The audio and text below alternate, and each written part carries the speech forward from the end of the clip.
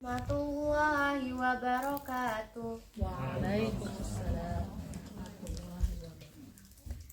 A'udzu billahi minasy syaithanir rajim. Bismillahirrahmanirrahim. Wa rabbuka a'lamu biman fis samawati wal ardh. Walaqad faddalna ba'dan nabiyina ala ba'din wa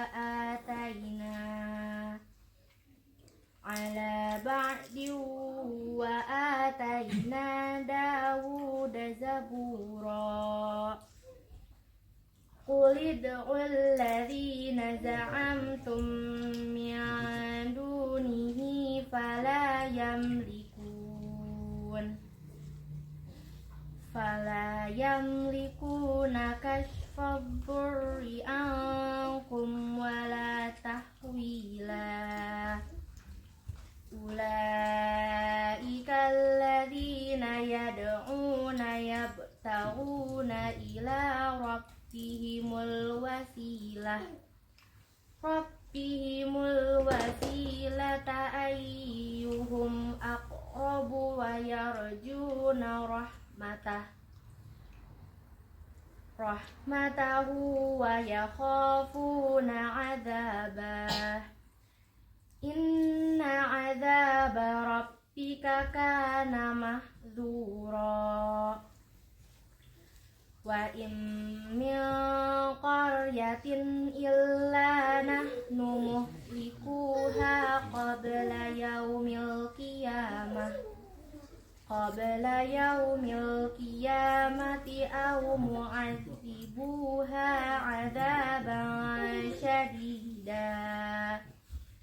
Kana dzalika fil kitabi mastura. Shadaqallahul azim.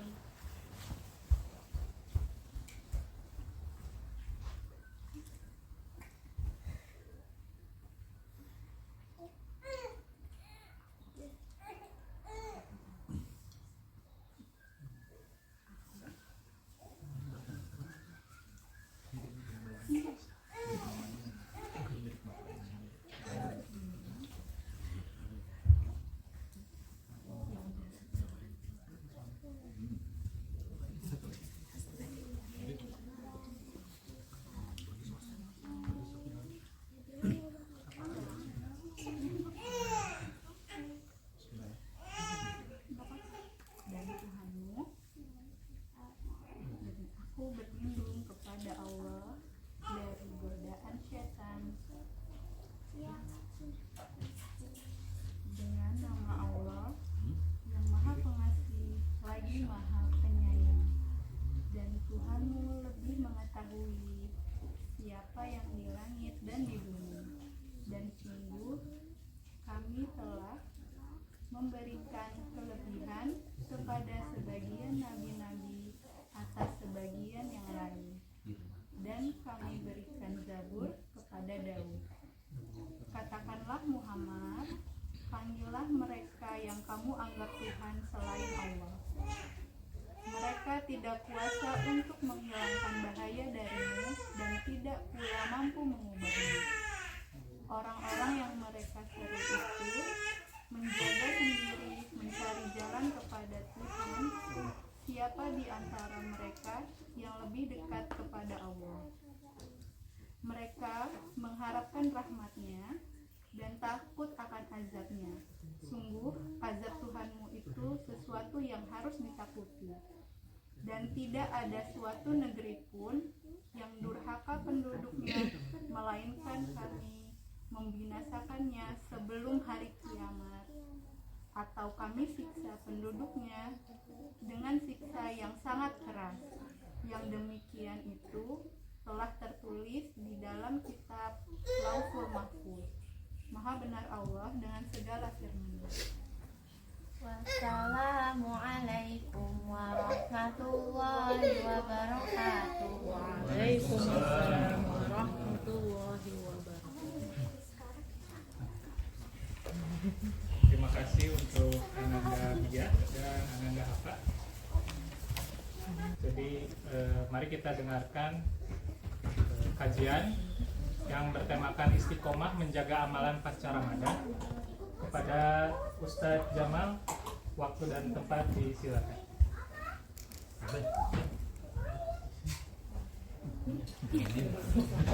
Assalamualaikum warahmatullahi wabarakatuh. Alhamdulillah, salatu wassalamu ala rasulillah wa ala alihi wa sahbihi wa man walah.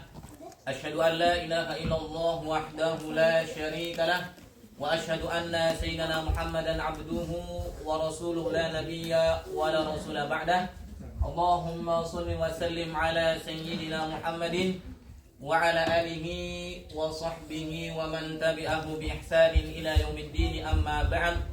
Segala puji bagi Allah Subhanahu wa taala atas segala limpahan nikmat dan karunia-Nya, terutama nikmat iman, nikmat Islam, nikmat sehat wal afiat, sehingga dengan izin Allah Subhanahu wa taala pada hari ini kita bisa berkumpul di tempat ini. Semoga berkumpulnya kita di tempat ini menjadi sebab turunnya rahmat ridho dari Allah Subhanahu wa taala. Amin ya rabbal alamin.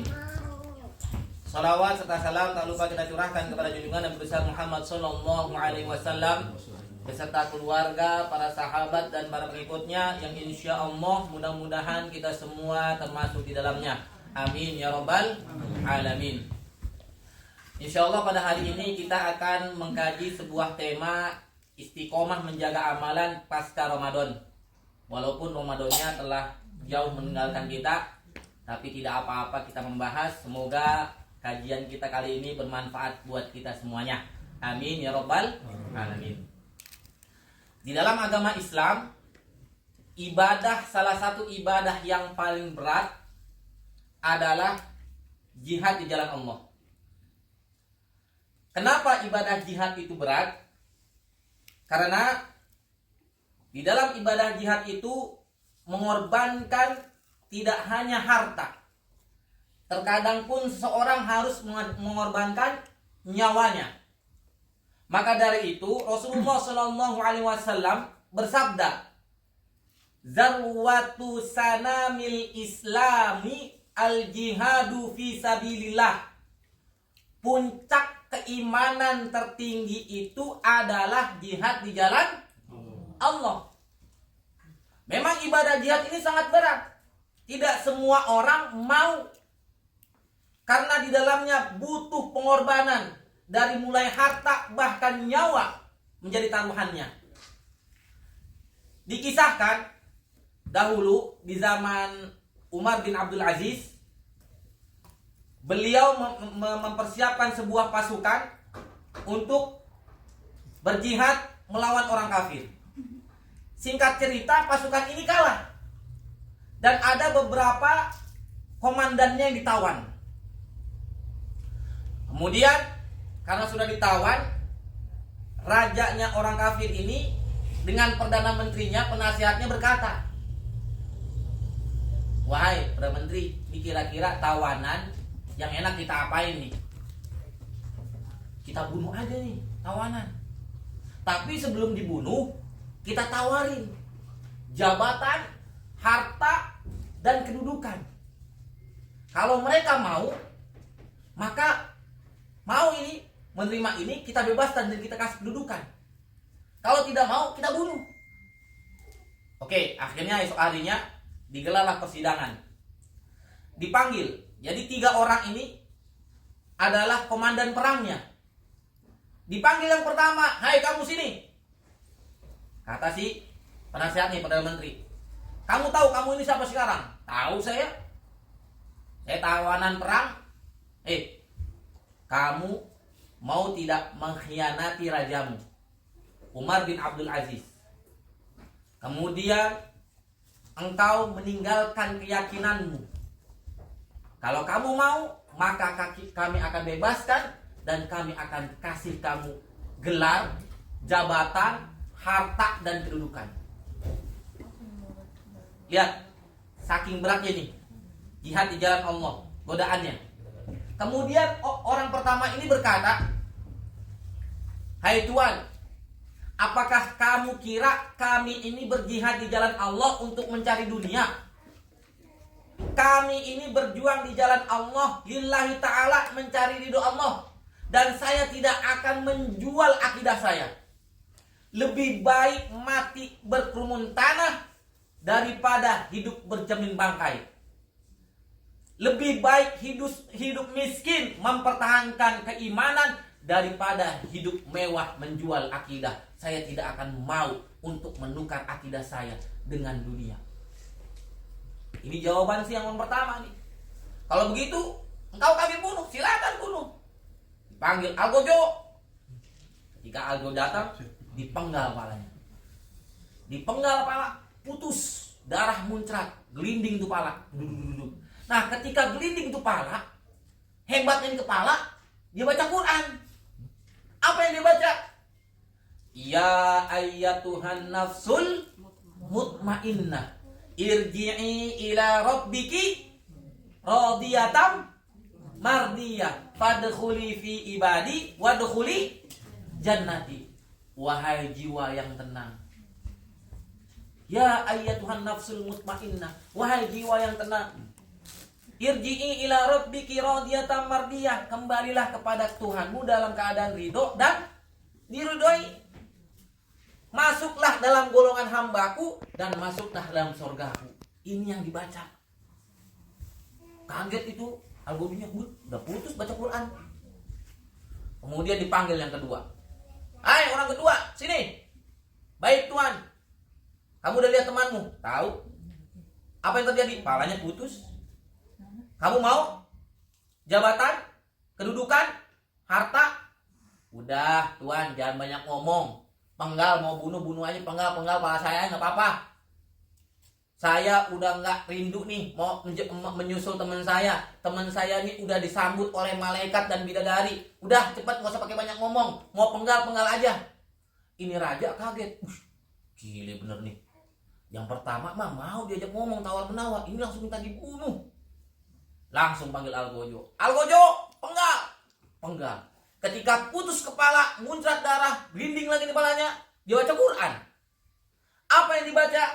Wujuhui yauma idzin nadhirah ila rabbiha nadhirah.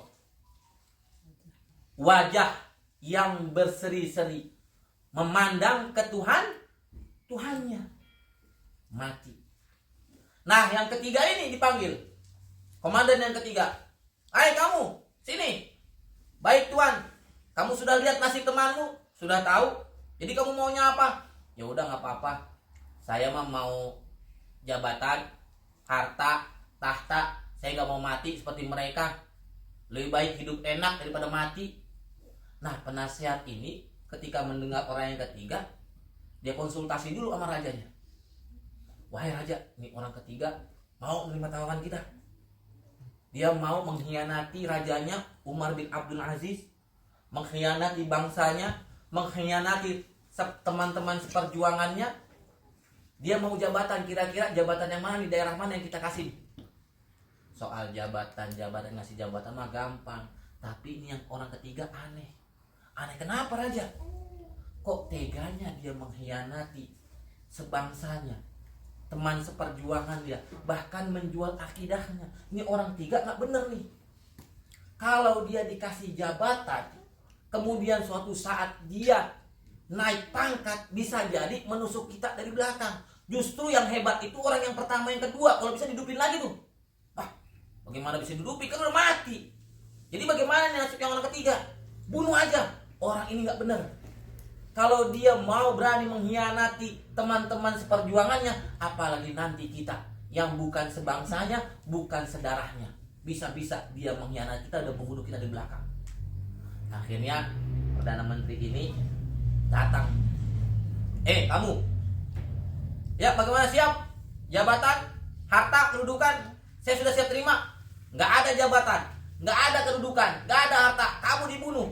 Lah, kenapa? Kan saya mau meninggalkan agama saya, mengkhianati teman saya. Kamu ini orang bejat. Kalau teman sebangsamu saja bisa dikhianati, apalagi kita. Akhirnya gak lama Algojo menggal kepalanya. Pung! muncrat darah, pala gelinding. Nah, yang dibaca ayatnya beda. Kalau yang tadi kan tentang surga indah. Nah, kalau dia dibaca nih, afa man haqqo alaihi kalimatul adab, afa anta tunqidu man finnar. Maka apakah engkau hendak menyelamatkan, mengubah nasib orang-orang yang dipastikan mendapatkan azab? Apakah Muhammad akan menyelamatkan siapa yang ada di dalam neraka? Seakan-akan ayat ini menjadi hujah baginya. Coba, berat kan jihad di jalan Allah? Ada tawaran dunia, bisa iman bergoyang. Inilah beratnya jihad di jalan Allah. Dan salah satu jihad yang paling berat yang dihadapi, yang pernah dilaksanakan oleh Rasulullah SAW dan para sahabatnya adalah ketika perang.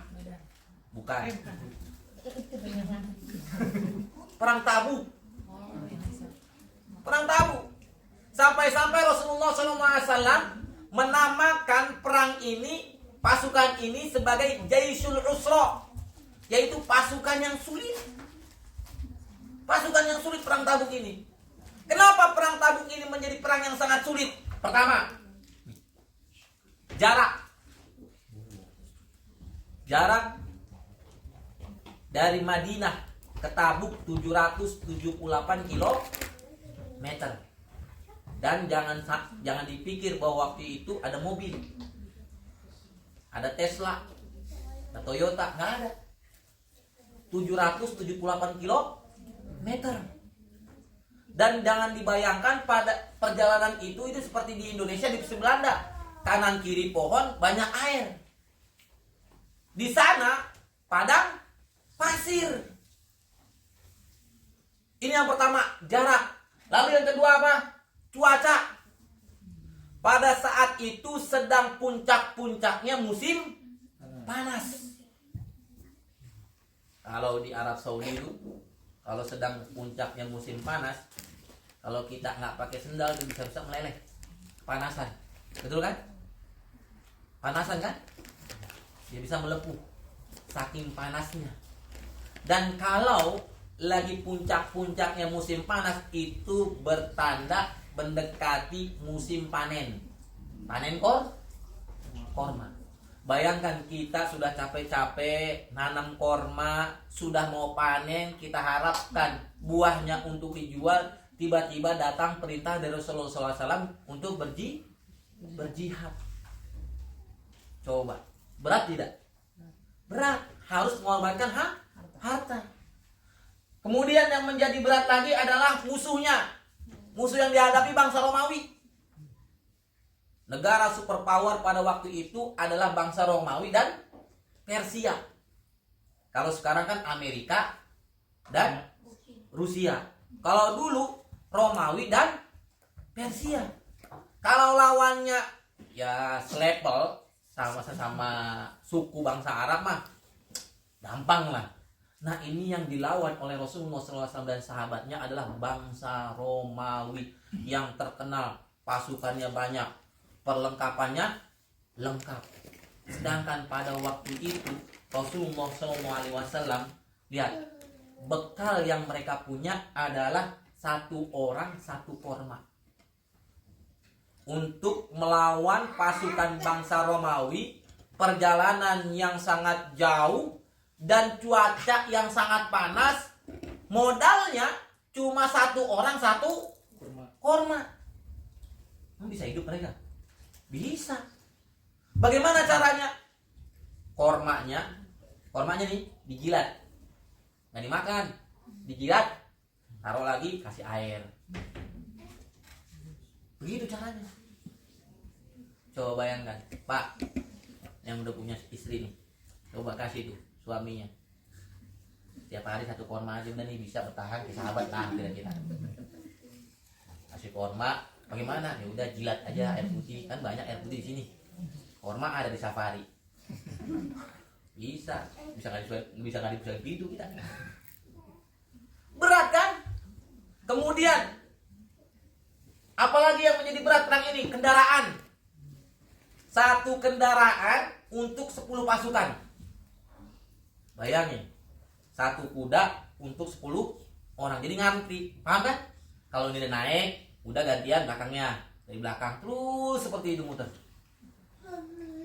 Coba kalau kita bayangkan pada saat itu, berat jihad itu, mengorbankan harta bahkan nyawa. Makanya kadang-kadang ada orang zaman sekarang ngomong gini, enak ya jadi sahabat ya melihat wajah Rasulullah. Wah, kalau kita melihat wajah Rasulullah langsung iman kita naik. Siapa yang bilang jadi sahabat tuh enak? Kalau kondisinya kita harus perang, kita harus dalam kondisi waktu itu minoritas.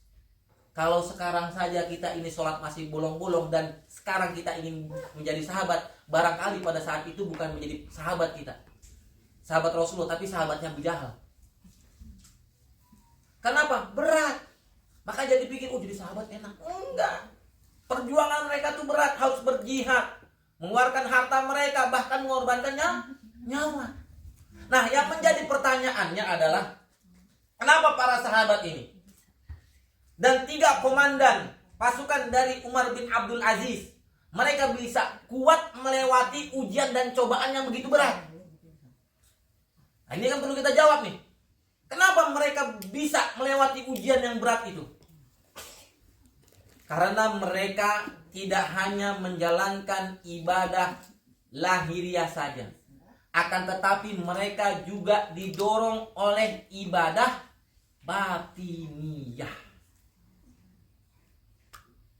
Selama ini mungkin kebanyakan orang itu lebih fokus untuk beramal amalan yang lahiriah saja. Sholat ya sholat, sedekah ya sedekah, puasa ya puasa. Tapi belum sampai kita itu derajatnya, oh apakah ibadah kita diterima atau tidak. Ada rasa takut dan ada rasa harap. Makanya di dalam agama Islam, kalau kita ingin memperbaiki sesuatu, maka mulailah memperbaiki dari hati. Bukan berarti nggak penting kita belajar tentang sholat, belajar tentang rukun-rukunnya, belajar tentang puasa. Penting, tapi tidak kalah penting pula kalau kita ingin memperbaiki ibadah kita, maka mulai dari memperbaiki yang batin. Maka Rasulullah SAW bersabda, "Ala wa inna fil jasadi mudghah, idza saluha saluhal jasadu kullu wa idza fasadal jasadu kullu, ala wahyal qalb." Ketahuilah bahwa di dalam tubuh kita itu ada segumpal darah. Kalau segumpal darah itu baik, maka jasad kita pun akan baik. Kalau segumpal darah itu rusak, maka anggota tubuh pun akan rusak.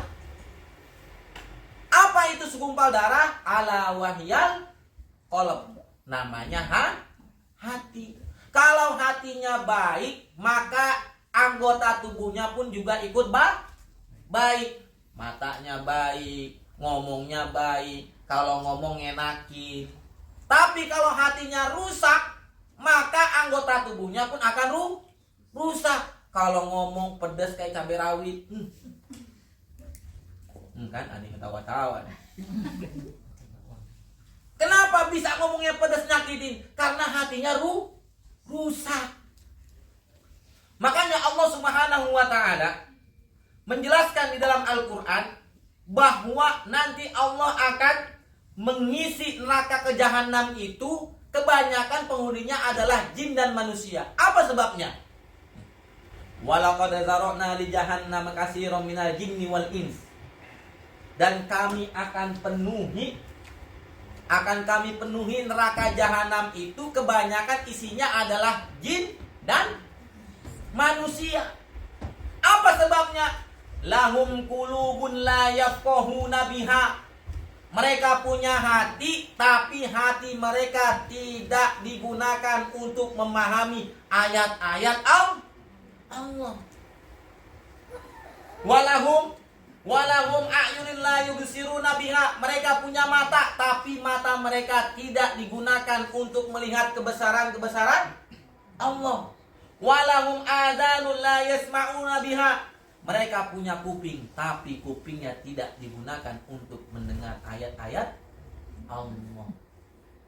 Jadi apa salah satu sebabnya manusia dimasukkan ke neraka jahanam? Punya hati, tapi hatinya tidak dipakai untuk memahami ayat-ayat Allah. Makanya di dalam ayat lain, inna sam'a wal basara wal fuada ulaika kana anhu mas'ula. Sesungguhnya pendengaran, penglihatan dan hati mereka akan dimintai pertanggungjawaban. Nah, kalau yang menyebabkan manusia masuk neraka jahanam salah satunya adalah karena hatinya yang bermasalah, maka kalau kita ingin selamat, berjumpa kepada Allah nanti di hari kiamat, maka kita harus mempunyai hati yang bersih. Allah Subhanahu wa taala berfirman, "Yauma la yanfa'u malu wala banun." Hari di mana harta dan anak itu enggak berguna. Anak yang kita bangga-banggakan enggak akan berguna. Harta yang kita kumpulkan enggak akan bermanfaat. Illa man atallaha biqalbin salim, kecuali mereka yang datang kepada Allah dengan hati yang bersih. Maka penting bagi kita, kalau ingin memperbaiki sesuatu itu, kita harus mulai dari hati. Karena hati ini bagaikan raja dalam sebuah istana. Hati ini bagaikan presiden di dalam sebuah negara. Hati, jika hati itu benar, jika hati itu bersih, maka yang lainnya akan bagus. Tapi kalau hati rusak, maka yang lain pun akan ikut rusak. Nah, maka dari sini kita akan belajar bagaimana kita harus memperbaiki hati kita. Kenapa para sahabat bisa mereka itu kuat menghadapi ujian? Kenapa komandan perang Umar bin Abdul Aziz mereka bisa mempertahankan akidahnya walaupun dengan ancaman membunuh, ancaman dibunuh, dipenggal? Karena mereka memulai mempunyai ibadah yang ada di dalam hati. Karena mereka mengisi hati mereka dengan ibadah-ibadah yang bisa menguatkan lahiriah.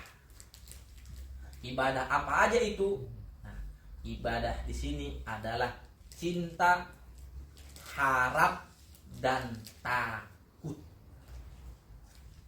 Untuk menggerakkan lahiriah kita agar ibadah kita semakin semangat, semakin baik, maka harus kita isi hati kita ini dengan ibadah cinta, harap, dan takut.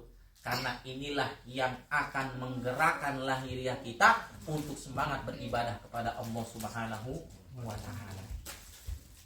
Kenapa sih selama ini kalau kita sholat kadang-kadang rasanya garing? Betul kan? Kenapa?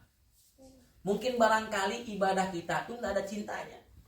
Makanya Imam Ibnul Qayyim berkata, cinta, harap, dan takut ini seperti kepala dan dua sayap. Cinta itu bagaikan kepala, rasa takut dan rasa harap itu bagaikan dua sayap. Coba, kira-kira kalau burung nggak ada kepalanya, apa burung itu bisa hidup? Nggak ada. Apakah kalau burung itu punya kepala, punya sayap, cuma sayapnya satu bisa terbang? Nggak punya, nggak bisa. Maka mungkin kita, ibadah kita ini merasa garing, nggak dirasakan, nggak bisa dinikmati. Barangkali kita ada kurang cinta kepada Allah. Kita sholat, ya sholat, tapi ketika sholat ingatnya ketika takbir dan salam doang. Dia sadar ketika sholat, ketika takbir dan salam, Allahu Akbar, lagi sholat. Tapi waktu Allahu Akbar mulai itu. Beras tinggal dikit. Kunci di mana? Kemudian suami belum pulang. Tesis. Nah, iya, exam besok lagi. Susah banget lagi ujian. Mana remedial mulu deh. PR belum dikerjain. Nah, ingatnya waktu lagi sholat kapan? Assalamualaikum warahmatullahi. Assalam, baru sadar dia lagi sholat. Jadi selama sholat itu melayang-layang pikirannya, nggak menikmati sholatnya. Kenapa? Mungkin barangkali sholat kita tidak didasari dengan rasa cinta. Dan jangan lupa, cinta juga harus dibarengi dengan rasa harap dan takut. Karena cinta saja kalau tidak ada rasa harap dan takut, tidak akan nikmat. Nah, dari mana dalilnya cinta, harap, dan takut itu? Allah Subhanahu wa ta'ala berfirman, Ulaikal ladzina yad'una yabtaguna ila rabbihimul wasilata ayyuhum aqrab wa yarjuna rahmatah wa yakhafuna 'adzaba inna 'adzaba rabbaka kana mahdhura. Orang-orang yang mereka itu seru, mereka sendiri mencari jalan kepada Tuhan. Siapa di antara mereka yang lebih dekat kepada Allah? Lebih dekat. Berarti lebih dekat artinya cinta. Nih bapak-bapak, bu, kalau ibu cinta sama suami, kira-kira dideketin apa dijauhin? Hah?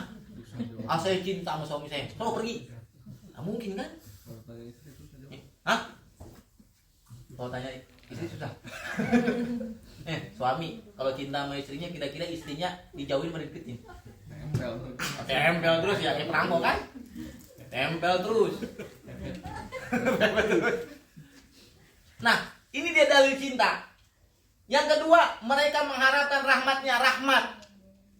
Dan yang ketiga, takut akan azabnya. Inilah dalil dari 3 motor itu. Cinta, dari ibadah hati, cinta, harap, dan takut. Nah, jadi penting ini kita ini untuk mengisi hati kita dengan ibadah. Cinta, harap, dan takut. Nah, yang menjadi pertanyaannya adalah, apa itu cinta? Apa itu cinta? Karena cinta ini terkadang adalah sebuah anugerah dari Allah yang terzolimi. Kenapa terzolimi? Karena ada sebagian orang kalau sudah ngomongin masalah cinta, hubungannya dengan syahwat, hawa nafsu. Berapa banyak gadis-gadis yang melepaskan keperawanannya karena hanya dalil cinta. Pak, woi, ya kan? Iya aja ya. Cinta hanya digambarkan dengan sepotong coklat. Kapan tuh? Valentine. Cinta adalah anugerah yang terzolimi. Padahal cinta merupakan ibadah yang sangat luar biasa. Makanya Imam Al-Maghribi berkata, fa'asul ibadati mahabbatullah. Pondasinya ibadah itu adalah cinta kepada Allah. Pondasi. Artinya kalau pondasi itu nggak ada, ibadahnya mudah hancur, mudah roboh. Coba di bangunan nih. Bangunan nih kalau nggak ada pondasinya bagaimana? Bisa kita berani duduk sini? Nggak berani. Kenapa? Nggak ada pondasinya. Begitupun ibadah. Kalau nggak ada cintanya, mudah tergoyahkan. Ngelihat teman-teman pada nggak sholat, ikut nggak sholat. Ya hari nggak ada yang ngeliat. Istri di rumah, teman-teman semua orang nggak beragama, enak. Gampang terombang-ambing. Ngelihat teman nggak puasa, ikut nggak puasa. Kenapa? Nggak ada yang ngeliat. Kenapa? Karena ibadahnya tidak ada rasa cinta. Tidak ada pondasinya yang mendukung ibadah itu agar kuat. Maka penting kalau kita ingin istiqomah dalam beribadah kepada Allah, maka tanamkan rasa cinta. Nah, sekarang apa pengertian cinta? Ada seorang ulama yang menafsirkan makna cinta. Kata Syekh Sa'di bahwa cinta itu ketergantungan hati kepada yang dia cintai. Kalau hati kita cinta kepada Allah, artinya hati kita ini bergantung kepada Allah. Sehingga cinta ini akan mendorong seseorang untuk berbuat apa yang Allah sukai dan meninggalkan yang Allah benci. Kalau nih misalnya istri nggak suka suami makan jengkol, nih istri nih, suami nggak suka nih ngeliat engkau nih semua nih makan jengkol, kira-kira kalau cinta makan jengkol atau enggak? Hah? Dikit. Di sini nggak ada jengkol. Coba kalau kita cinta nih istri, kalau cinta sama suami nggak suka ngeliat kita makan jengkol nggak? Makan. Wah, berarti cintanya aspal ya.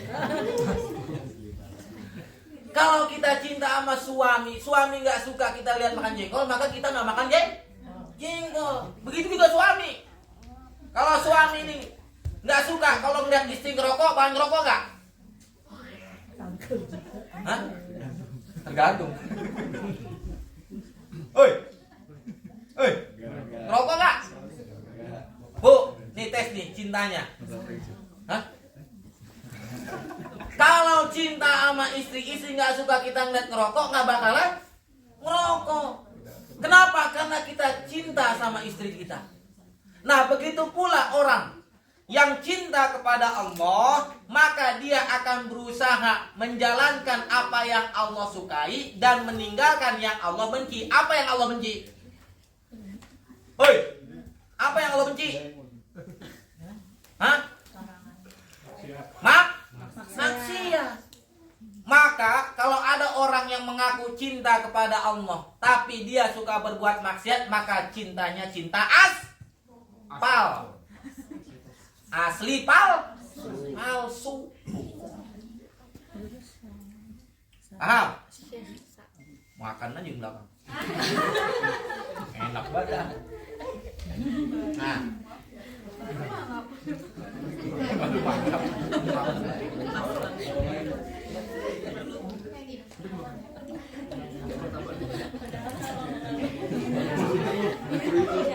Hah?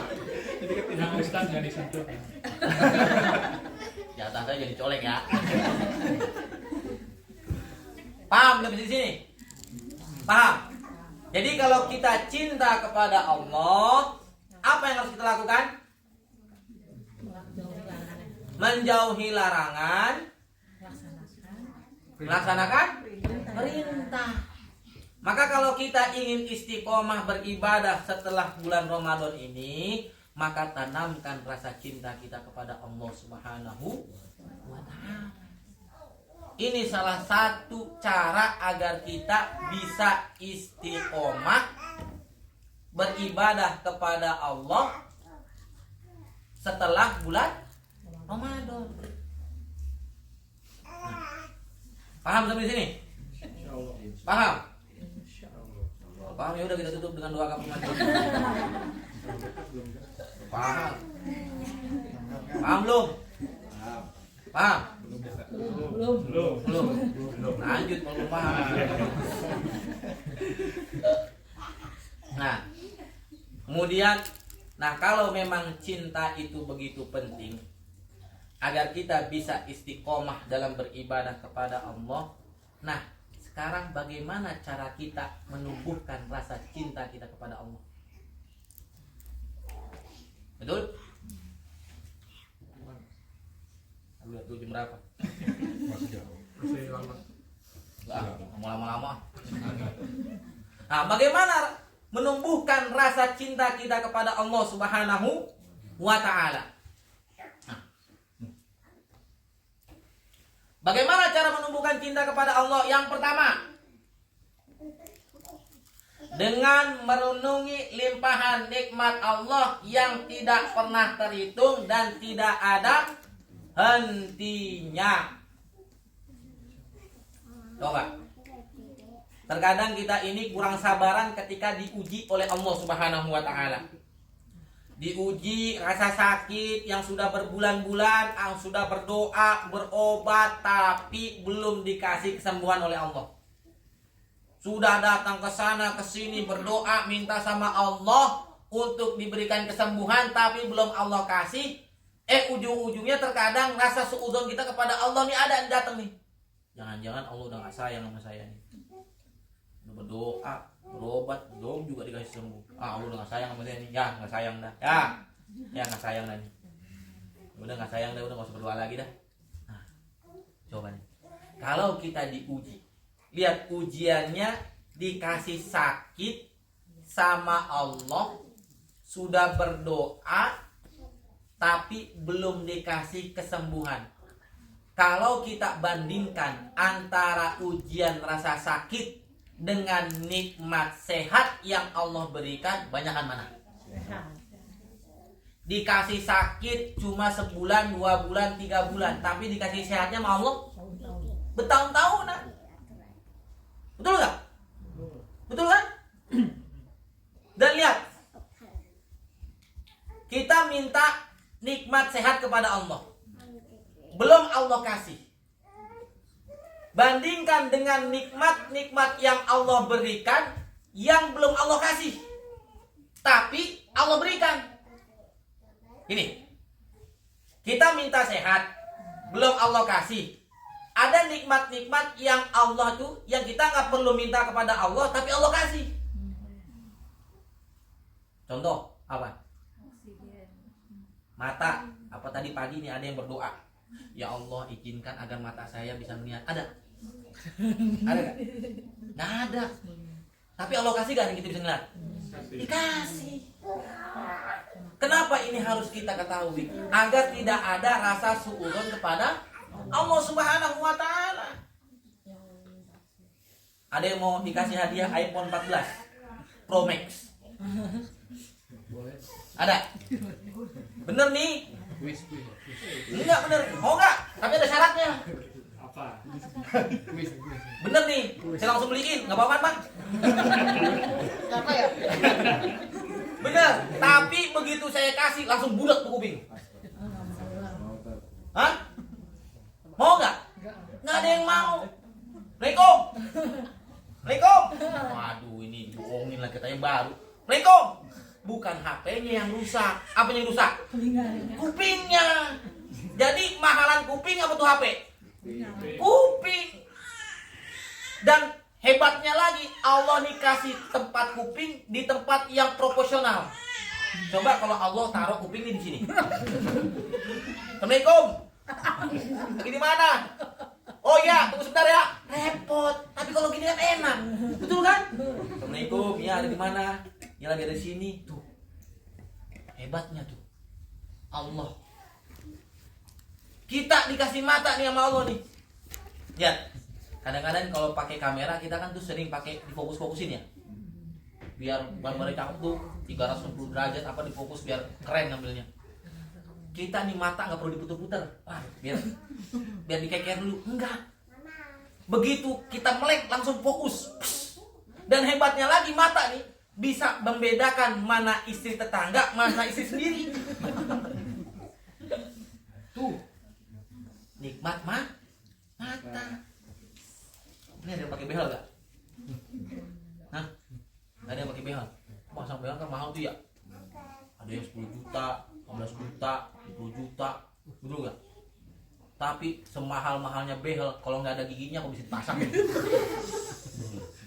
Jadi yang mahal behel apa gigi? Gigi, bukan behel. Makanya ini kalau kita renungkan nikmat-nikmat Allah yang Allah berikan kepada kita, sedangkan kita tidak meminta kepada Allah, akan timbul rasa cinta. Coba nih, saraf aja. Saraf nih, satu saraf aja macet, apa yang terjadi? Stroke. Tapi kita nggak minta sama Allah di pagi, ya Allah izinkan darah saya ini terus mengalir, saraf saya terus sehat. Nggak ada. Tapi tetap Allah kasih.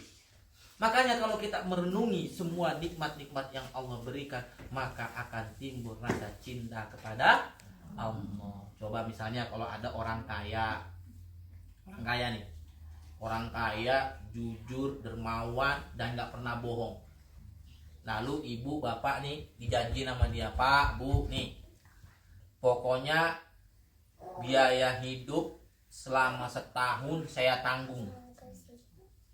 Duit makannya, duit sekolahnya, buat jajannya, buat liburannya, terusnya buat anak sekolah, buat bayar listrik, token, pulsa, apa lagi, bensin. Saya tanggung selama setahun. Kira-kira kita cinta sayang gak tuh sama orang? Hah? Dan ini orang kaya gak pernah bohong. Bu, cinta gak? Dikasih ibu nih duit 10.000 euro buat jajan. Cinta gak tuh sama orang? Woi, tergantung. Hah? Cinta gak?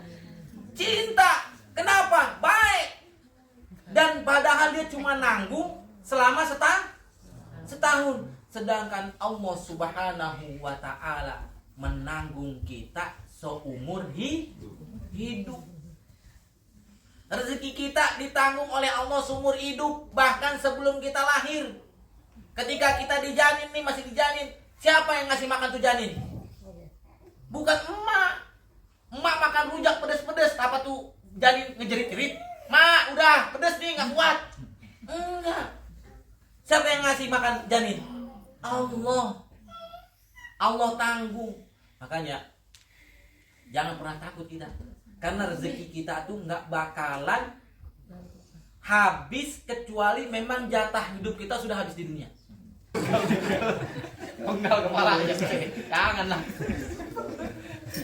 Tuh, mata udah kita bahas, kuping, gigi. Nah, ada lagi nih, agar kita tuh benar-benar tertanam rasa cinta kita kepada Allah Subhanahu wa ta'ala. Jadi ada nih, ada kakek-kakek. Udah kakek sembelit, nggak bisa kencing seminggu, kira-kira enak gak? Enak gak? Aki, kan belum aki. Aki ada nih, wah kena penyakit sembelit, nggak bisa pipis selama seminggu, kan gak enak ya? Kembung tuh perut. Akhirnya apa? Karena udah seminggu nggak bisa pipis, dibawalah ke rumah sakit. Nah, sampai di rumah sakit dijalani operasi, kelar selesai. Kemudian datanglah penagih, apa sih namanya? Rentenir, bukan rentenir. Itu yang ngasih invoice. Oh iya. Masa rentenir Pak? Nih, tagihan. Pak, ini Pak, selama operasinya tagihannya segini. Nah, ketika dikasih lihat di tagihan, si kakek ini nangis. Kenapa kakek nangis? Nggak kuat bayar ini, nggak apa-apa, tenang, ada BPJS. Enggak, saya nangis bukan karena ngelihat tagihan. Saya baru tahu ternyata sekali pipis harganya 20 juta. Dan selama ini saya pipis dari mulai kecil sampai sekarang gratis kecuali di WC umum. Sekali pipis 20 juta operasi. Coba bayangin kita nih, berapa kali kita pipis sehari? Kalau kita disuruh setor sama Allah bagaimana tuh? Sekali pipis 20 juta. Kasihan yang geser. Bisa 10 kali. Betul kan? Nah, maka kalau kita ingin istiqomah dalam beribadah kepada Allah Subhanahu wa ta'ala, maka salah satu caranya adalah menanamkan mengingat karunia-karunia Allah yang Allah berikan kepada kita. In ta'uddu ni'matallahi la suha. Jika engkau ingin menghitung-hitung nikmat Allah, maka tidak akan mampu engkau hitung. Suha. Nah, ini yang pertama. Cara menumbuhkan cinta kita kepada Allah dengan cara mengingat nikmat Allah. Lalu yang kedua, bagaimana cara kita menumbuhkan cinta kepada Allah? Dengan kita merasakan keindahan dan kesempurnaan Allah. Nih, kita manusia normal pasti kan suka yang indah-indah, yang cakep-cakep, yang ganteng-ganteng, yang gelis-gelis. Betul nggak? Pak? Betul kan? Normal namanya. Kenapa ibu suka sama suami? Karena suami kan? Woi, jawab. Wah, nggak ganteng. Jangan kasih duit bulanan. Bu, Pak, kenapa suka sama istri? Karena istri cantik. Siapa nih istrinya? Bukain pintu. Yang nggak jawab jangan dibukain pintu. Kita manusia normal, suka sama yang indah-indah, yang cantik. Walaupun secantik-cantiknya istri kita, seganteng-gantengnya suami kita, nih ada kekurangannya. Betul kan? Kalau makan banyak, kalau tidur ngorok, ya. Tapi kita cinta, kita suka. Kenapa? Cantik. Walaupun ada kekurangannya. Nah, sedangkan Allah Subhanahu wa taala Maha Indah. Innallaha jamilun yuhibbul jamal.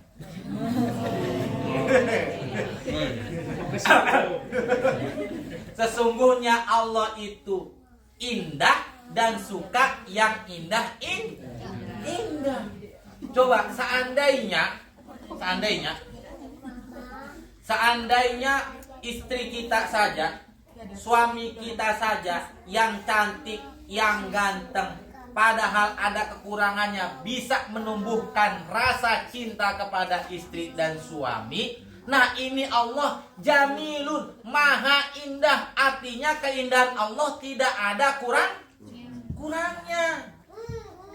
Allah maha sempurna dalam keindahannya. Dengan cara mengenal nama-nama Allah dan sifat-sifatnya. Di mana kita bisa mengenal nama-nama Allah dan sifat-sifatnya? Di mana kita dapatkan?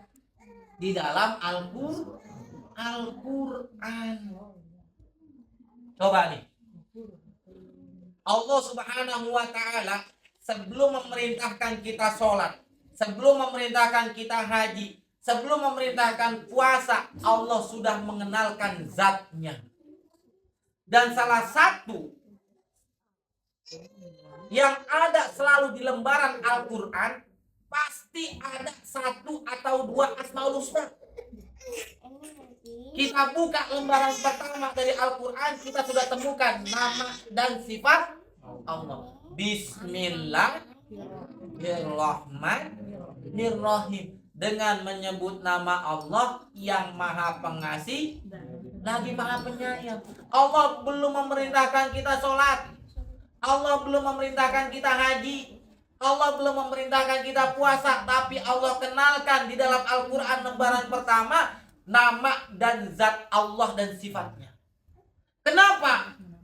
Agar ibadah kita dibangun dengan rasa cinta. Bagaimana kita bisa cinta kepada Allah kalau kita tidak mengenal siapa yang kita sembahi? Betul kan?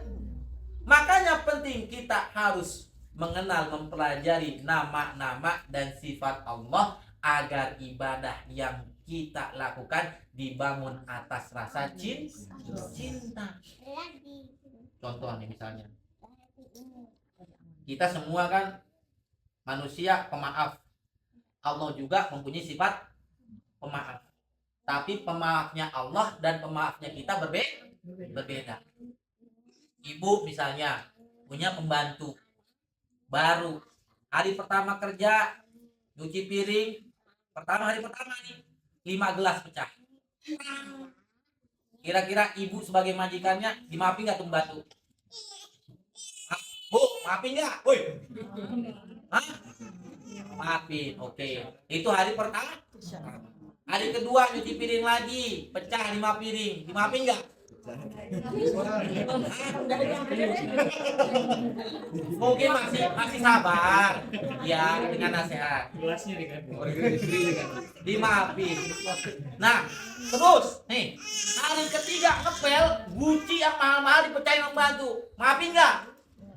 Kamu ini hari pertama saya masih sabar, hari kedua nahan, hari ketiga sabaran saya meledak. Pulang kamu. minta ongkos. Ongkos jalan kaki. Gucci mahal-mahal beli, ekspor di Cina, bagus lagi. Jangan. Itulah manusia, pemaaf, tapi pemaafnya manusia terbatas. Sedangkan Allah itu Tawwab, maha pemaaf. Artinya sifat pemaaf Allah itu tidak ada batasnya. Makanya salah seorang ulama mengatakan, Imam Nawawi, walaupun kita 1000 kali berbuat dosa, kemudian kita minta maaf kepada Allah, maka Allah akan terus memaafkan selama kita bersungguh-sungguh. Bahkan Allah nungguin kita nih, Pak, Bu, Allah nungguin kita agar kita kembali kepada Allah, mengaku kesalahan kita. Rasulullah SAW bersabda, Innallaha yabsutu yadahu bil laili liyatuba musii'un nahar. Sesungguhnya Allah membentangkan kedua tangannya di malam hari untuk orang yang bertobat, yang menjalankan kesalahan di siang hari. Allah buka. Wa yabsutu yadahu bin nahari liyatuba musii'ul lail. Dan Allah membentangkan tangannya di siang hari untuk orang-orang yang mau bertobat, yang menjalankan dosa di malam hari.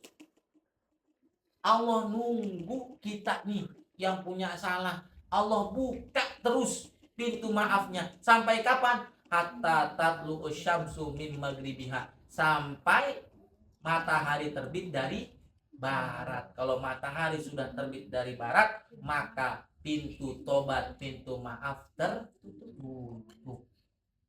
Itu baru satu sifat Allah At-Tawwab. Dan masih banyak lagi nama-nama dan sifat-sifat Allah yang maha indah. Maka kalau kita renungi ini semuanya, maka akan timbul rasa cinta kepada Allah Subhanahu wa Ta'ala. Jadi bagaimana cara kita agar bisa menumbuhkan rasa cinta? Yang pertama, merenungi nikmat dan karunia Allah. Yang kedua, dengan apa?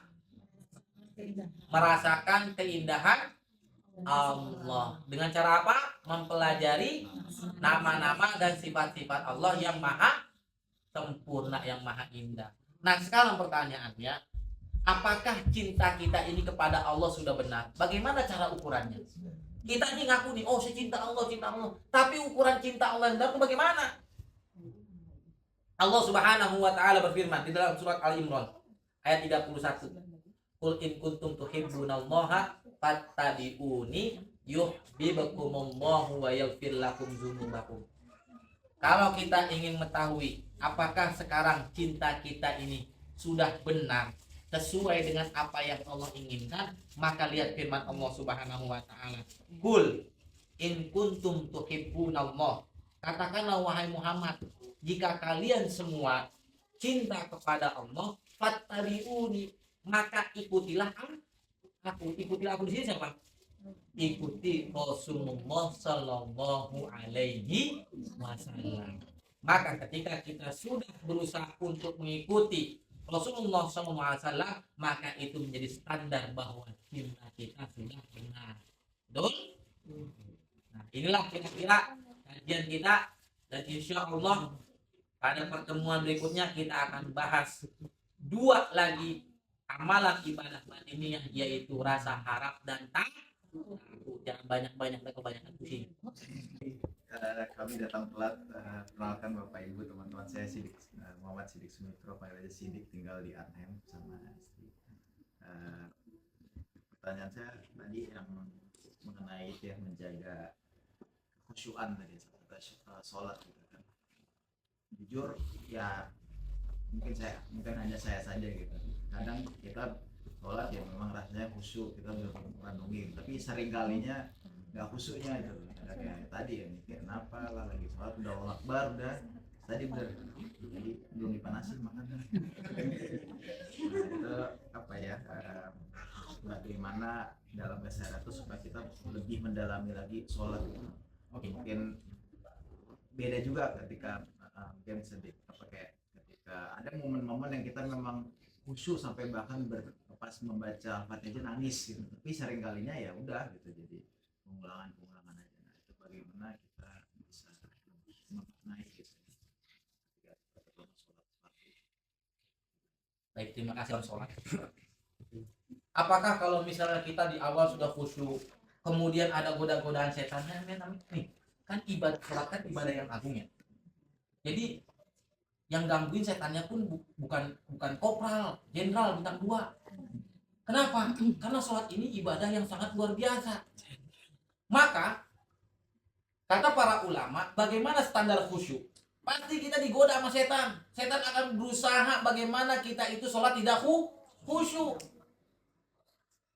Kata para ulama, selama kita terus berusaha khusyuk, kemudian datang godaan setan, dan kita tidak terbawa dengan godaan setan, kita langsung berlindung dan mengingat Allah, maka itu menjadi standar bahwa sholat kita khusyuk. Jadi ketika sholat, kemudian setan datang, kita jangan terbawa arus.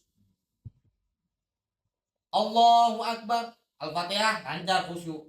Kemudian biasanya setelah itu ingat yang lain, apalagi kalau sholat yang sir. Nah, yang gak bersuara nih, ini yang gak berat. Ini udah 3 atau 4 ya? Kenapa? Karena kurang khusyuk kan? Karena kita sudah terbuai oleh godaan setan, terbawa arus, ngikuti apa yang setan mau. Pokoknya setiap kalau kita lagi sholat, kemudian ada bisikan-bisikan duniawi, maka itu godaan setan. Nah, kalau kita terbawa, maka sholat kita tidak dianggap khusyuk. Tapi kalau kita terus melawan, ketika sholat godaan datang, tidak khusyuk. Khusyuk balik mengingat Allah, bacaan-bacaannya, kemudian khusyuk alhamdulillah. Datang lagi, kita lawan lagi terus. Datang lagi, kita lawan lagi. Maka itu sudah menjadi standar kata para ulama bahwa sholat kita khusyuk. Dan salah satu cara agar kita bisa sholat khusyuk adalah memahami apa yang kita baca. Nah, terkadang ini yang agak-agak males kita nih. Masa sampai sekarang kita nggak tahu arti baca Al-Ikhlas, Qul huwallahu ahad, Allahu samad. Maksudnya dari kecil kan kita diajarin. Minimal kalau kita mau sholat khusyuk, coba surat yang kita mau baca nih, minimal kita tahu terjemahannya. Nggak perlu bisa bahasa Arab. Kita lihat terjemahannya. Kenapa? Ini kata para ulama merupakan salah satu agar sholat kita khusyuk, memahami apa yang kita baca. Coba misalnya nih, yang jago bahasa Inggris, kalau ada ngomong orang Belanda pakai bahasa Belanda, paham nggak? Nggak paham. Kenapa? Nggak bisa bahasa Belanda. Tapi kalau misalnya orang Belanda, kita paham bahasa Belanda, kita akan paham. Nah, sekarang kita ini sedang berdialog dengan Allah Subhanahu wa Ta'ala dalam sholat. Makanya dalam hadis qudsi, setiap bacaan sholat dari surat Al-Fatihah yang kita baca itu dijawab oleh Allah. Maka caranya agar kita sholatnya khusyuk, pahami minimal artinya. Bismillahirrahmanirrahim. Dengan menyebut nama Allah yang maha pengasih lagi maha penyayang. Tapi jangan diterjemahin. Bismillahirrahmanirrahim. Dengan menyebut batal, nggak sah sholatnya. Tapi renungi di dalam hati. Alhamdulillahirabbil alamin. Apa artinya? Segala puji bagi Allah Ar-Rahmanir-Rahim. yang maha mengasih. Maliki yaumiddin. Yang menguasai hari. Iyyaka na'budu wa iyyaka nasta'in. Hanya kepada Engkau kami beribadah dan hanya kepada Engkau kami memohon pertolongan. Baca artinya. Terusnya apa? Kira-kira surat apa yang saya mau baca ya? Ya minimal trikul dah tuh. Trikul. Al-Ikhlas, Al-Falaq, An-Nas. Paham, enggak apa-apa. Yang penting kan kita bisa khusyuk dalam sholat. Buat apa kita baca panjang-panjang Al-Baqarah satu surat tapi kita nggak paham? Mendingan kita baca surat Al-Ikhlas, paham dan kita renungi, daripada baca surat Al-Baqarah tapi kita tidak paham apa isinya. Maka caranya yang pertama itu kata para ulama itu, pahami apa yang kita baca. Dan kalau ada godaan-godaan setan, kita harus lawan. Kalau kita lawan terus, walaupun godaan terus datang, kita lawan lagi, maka kata para ulama ini merupakan sholat yang khusyuk. Wallahu a'lam bishawab. Gitu maksudnya. Ada lagi yang lain? Kalau masalahnya kita sama ya ada muslim sama non muslim cintanya Allah itu kan beda deh. Beda. Saya bisa boleh kan kita berpikir nggak apa-apa kan Allah lebih cinta sama kita daripada sama bule yang nggak muslim gitu. Boleh nggak berpikir kayak gitu? Gimana? Saya kan kalau kita ya ada di kampus misalnya ada mahasiswa Indonesia sama muslim sama bule yang bukan muslim gitu. Boleh nggak kita berpikir nggak apa-apa Allah lebih cinta sama kita kok. Oke. Ini makna dari Ar-Rahman dan Ar-Rahim. Bismillahirrahmanirrahim. Kata para ulama, Ar-Rahman itu sifat Allah. Padahal asal kata dari Ar-Rahman, Ar-Rahim itu dari asal sulkul kata Rahimah. Ar-Rahman Maha Pengasih, Ar-Rahim Maha Penyayang. Tapi Ar-Rahman ini untuk semua makhluk. Sifat Allah yang namanya Ar-Rahman untuk semua makhluk. Mau dia beriman, mau dia tidak beriman, mau dia binatang, mau dia jin, semua mendapatkan Ar-Rahmannya Allah. Buktinya apa? Itu orang kafir bisa minum. Betul kan? Dikasih makan. Kenapa? Karena Allah Ar-Rahman. Nah, tapi Ar-Rahim inilah khusus untuk orang-orang yang beriman. Jadi baik yang muslim maupun yang non-muslim, dia mendapatkan sifat Allah Ar-Rahman. Tapi khusus untuk yang muslim, nama Allah Ar-Rahim. Jadi mereka pun mendapatkan kasih sayang Allah dari sifat Allah yang bernama Rahman. Ada namanya Rahman di sini. Oh, Rahman. Ya, adalah Rahman. Nah, Rahman asal itu dari rahimah yang kamu juga. Rahmatan lil alamin. Nah, itu dia. Mau izin bertanya. Pernah dengar Ya diizinin, Bu. ada beberapa ulama mengatakan istiqomah itu kan berat. Iya. Makanya untuk bisa istiqomah kita harus berjamaah. Nah, yang saya tanyakan tuh maksud poin dari berjamaah di situ tuh kita misalkan ya belajar kayak sekarang duduk di majelis ilmu berjamaah sama-sama, atau memang kita mengkhususkan diri mencari lingkungan yang mempunyai, kita punya banyak mazhab ya Ustaz, maksudnya kita meyakini lingkungan yang memang punya mazhab yang sama kita gitu loh. Jadi kita tumbuh ya, kita sama-sama tumbuh di jamaah yang sama aja sama kita gitu. Nah, termasuk dari berjamaah tuh kayak gimana gitu. Lalu saya bahas dulu, saya lagi ulang dulu, ada dalilnya cuma saya lupa. Emang gini, agar kita bisa menjaga keistimewaan kita dalam beribadah itu, salah satunya adalah kita harus mencari lingkungan berjamaah seperti sekarang ini. Kenapa? Karena dengan kita berkumpul seperti ini, kita akan saling mengingatkan. Watawasau bil haqqi watawasau bis sabr. Saling apa? Watawasau bis sabr. Watawasau bil haqq. Saling menasihati dalam kebenaran dan dalam menasihati dalam kesabaran. Kenapa? Karena yang namanya ibadah itu berat, maka kita harus saling menasihati kesabaran. Coba, sabar kan itu ada 3 macam. Sabar apa yang pertama? Sabar dalam menjalani apa? Ibadah kepada Allah. Sabar dalam menjalani larangan Allah, meninggalkan Allah, dan sabar dalam menghadapi ujian takdir, terutama yang nggak enak. Nah, makanya pentingnya kita berjamaah di sini adalah salah satunya untuk menguatkan, saling mengingatkan, untuk mempraktikkan firman Allah, watawasau bil haqqi watawasau bis sabr. Makanya kalau yang sendiri-sendiri itu gampang terkadang terombang-ambing. Makanya penting kita hidup di negeri yang memang sekuler seperti ini. Nah, makanya ini sebagai tempat kita juga untuk saling mengingatkan kembali. Sama juga saya di luar juga banyak godaannya. Sama di sini kita duduk-duduk saling mengingat kembali tentang Islam, kita saling menguatkan ukhuwah, saling mengingatkan. Semoga dengan seperti ini Allah Subhanahu wa taala memberikan kekuatan kepada kita agar bisa istiqomah dalam beribadah. Jadi yang ngomong ini bukan berarti sudah istiqomah, enggak. Kita pun manusia biasa.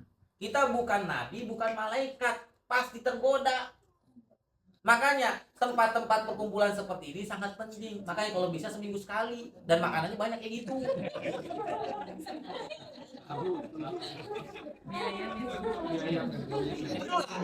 Setuju. Kita mah tinggal makan aja bawa apa? Kan apa ya? Gitu. Wallahu a'lam bishawab. Ya. Cukup? Nah, kalau cukup, ya mari sama-sama kita tutup dengan doa. Semoga apa yang kita pelajari pada hari ini menjadi keberkahan buat kita semuanya dan bisa kita amalkan dalam kehidupan sehari-hari. Yang benar datangnya dari Allah Subhanahu wa taala, yang salah dari diri pribadi saya sendiri. Kurang lebihnya mohon maaf. Wallahu a'lam bishawab. Mari sama-sama kita tutup dengan doa kafaratul majelis. Subhanakallahumma wa bihamdika asyhadu an la ilaha illa anta astaghfiruka wa atubu ilaik. Assalamualaikum warahmatullahi wabarakatuh.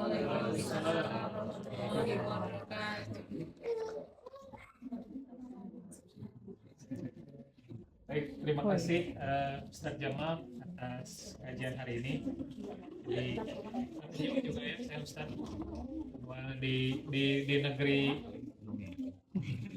ini memang kajian-kajian ini penting untuk saling mengingatkan juga, untuk juga kita menjaga tadi salah satunya istiqomah untuk beribadah kepada Allah Subhanahu wa taala.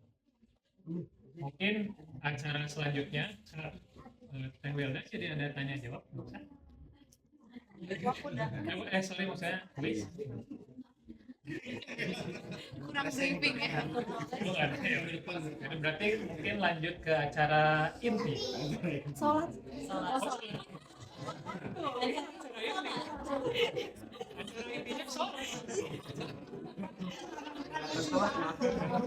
Jadi kita akan sholat berjamaah di sini.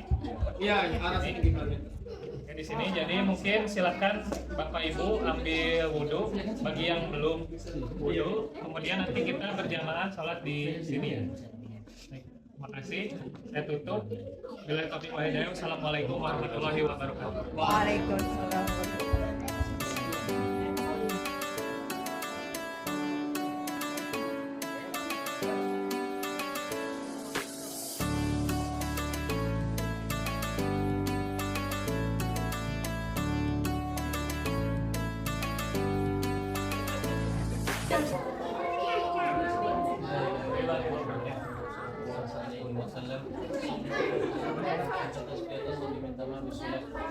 Allahu Akbar.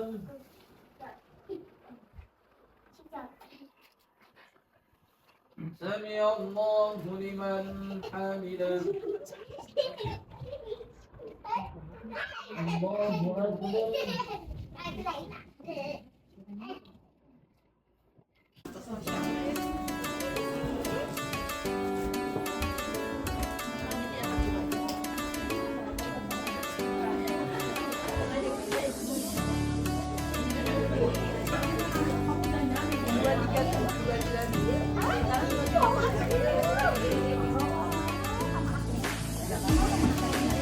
Thank you.